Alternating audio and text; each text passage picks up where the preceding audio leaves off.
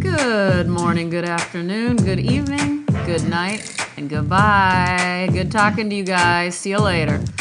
Hi, my name's Robin O'Neill. I'm back. This is me reading stuff. I am calling you from a hotel room. I guess I'm not calling you. I'm talking at you. I'm one-sided talking to you. And I love you. I've had a great day, you guys. Excellent. First day of my book tour. How do you like me now? Book tour, University of North Texas, Denton. Denton was a place that I used to go to often as a high school student because I lived in Grapevine, which is a little bit close to Denton. And so I was back today. Anyway, it's a good music venue place. I always saw bands there. And I always went to the bookstore there because they have a really great, humongous used bookstore.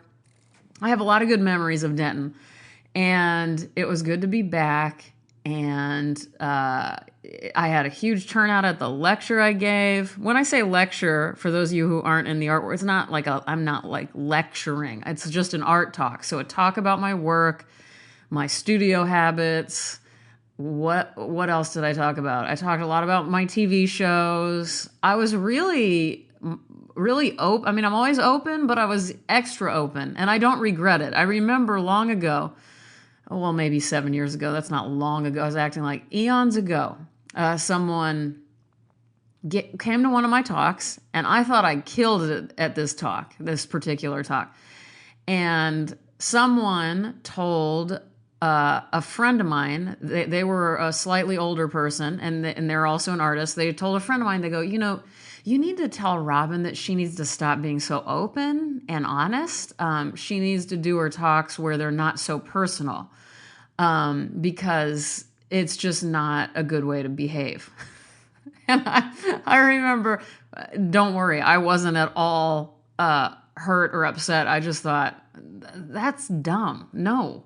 That's horrible. That's why art talks are normally so boring. Not that I think I'm like just an incredible person when I'm talking in front of people, but I'm pretty good at it. Today I was a little rusty, I'll be honest. So any of you Denton people listening, I apologize.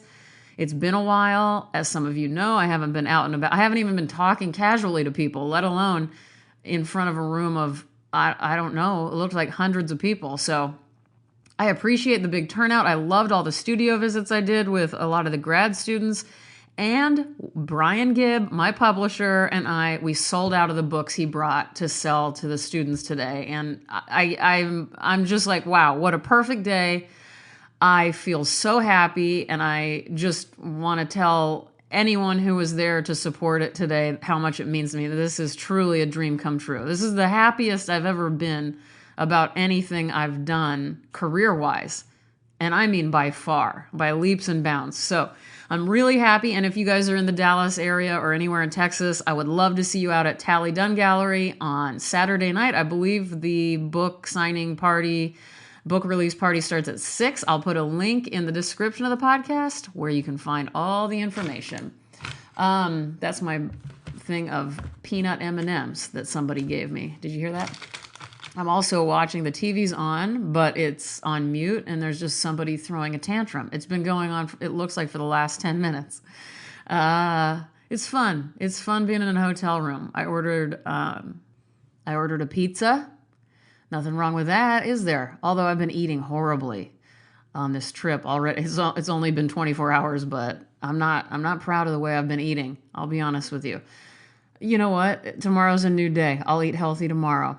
I feel a little bit like a fraud because I think of myself as somebody who stretches a lot and practices yoga. And I brought a yoga mat, and I'm starting to think, am I even like, I folded up a travel yoga mat, put it in my bag, but I'm starting to think, I bet you, I don't even know if I'll do more than a couple of stretches on there.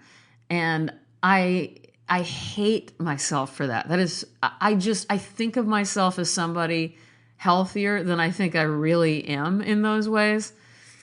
My habits have gotten really bad over this past summer. I'm looking gross. I'm aging like before my eyes. I swear I can see myself aging in minutes if I would just stare at myself in the mirror. It's getting weird. I don't know. I didn't think I had a problem with turning 40, but I do. I'm gonna.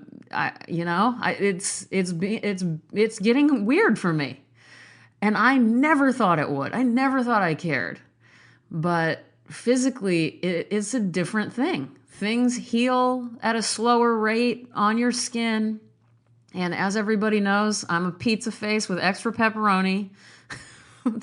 Who remembers that? I've told you guys that story. That's what my brother called me when I had a really bad, I was going to say case of acne.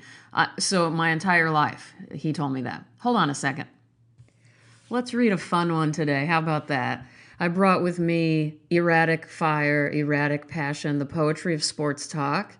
This is edited and put together by Pasha, Malla, and Jeff Parker. I've read it several times on here. It's so brilliant.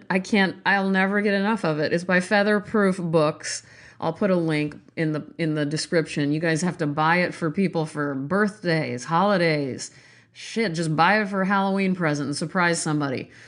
There's so many kind of awe-inspiring moments in this book. Basically, if you haven't heard before, when I've read it, it's a book collected from athletes' interviews, like post-game interviews, all sorts of athletes, race car drivers, horse equestrians, I don't know what you call them, football players, basketball players, tennis players, golfers. And I love every single entry. Today I'm going to be reading, it's called Multiple Herschels, and this is a Herschel Walker poem. Remember, it's Jeff and Pasha who put it together, but he said everything here. Okay. I think I made that clear. God, I'm making it more complicated. I apologize. I'm so tired. Okay, here we go. Multiple Herschels. I disassociated when I was a kid. Being bullied, being overweight, being picked on, not loving myself. If a pencil fell on the floor, I would jump. People think I was trying to commit suicide. That was the farthest thing from my mind. I was rolling. I was in tall cotton. I created all these altars within myself. I created a whole team within myself. I probably have a bunch of them today. I've incorporated this guy into me. It's not the Herschel with pieces. This is Herschel as a whole now. I wrote everything. I write down everything. I created a toy. Isn't that wonderful? And then I did a little research because you know me, I didn't even know who Herschel Walker is. I'd heard of his name and I knew it was probably football. But I read about him and he's really brave about talking about his mental illness, which I think is dissociative personality disorder of some kind. And he's just kind of fascinating. He's a 5th degree black belt in Taekwondo, which, by the way, talking about my brother a lot today, so is my brother. He went to the Junior Olympics in Korea when he was in high school and when I was still in high school too. And he came back. It was just awesome. Anyway, so Herschel Walker's that. And apparently he danced in one ballet with the maybe Dallas Ballet or something like that or Fort Worth Ballet. I don't know. It was when he was on the Cowboys. I guess Herschel Walker's a big deal. You sports people are going to be so annoyed with me. I'm so sorry. I just don't know anything but golf. I think, you know what? I'm going to read you guys one more.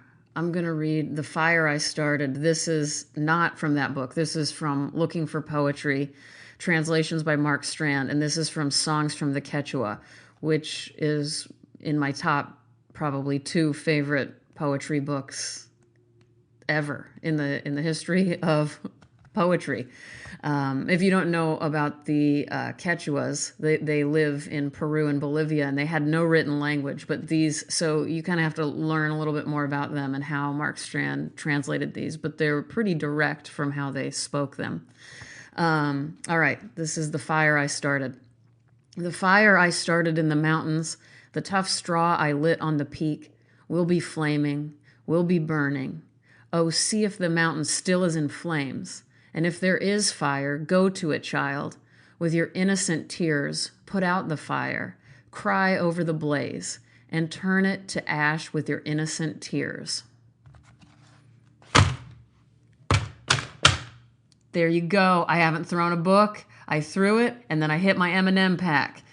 Hey, and also, you know what? Take that person who said I shouldn't be vulnerable and open with my emotions in front of others.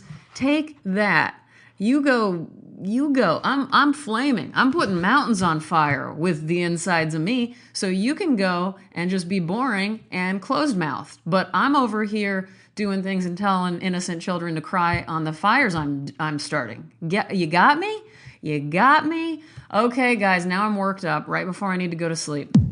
Thank you guys so much for listening. As usual, please tell your friends if you like the podcast. And it really helps me a lot if you subscribe on iTunes. And if you've been listening and liking, enjoying, give me a rating. It really helps other people find the podcast. And the ratings have been going up lately, and I really, really appreciate it. More than anything, be gentle with yourselves. Be gentle with others. Remember, everybody's just doing their best. Don't get too worked up like I just did about something that happened a long time ago. I gotta stop doing that. I really do. We shall find peace. We shall hear angels. We shall see the sky sparkling with diamonds. That's Chekhov, not me. I love you guys. Have a good night. Bye-bye.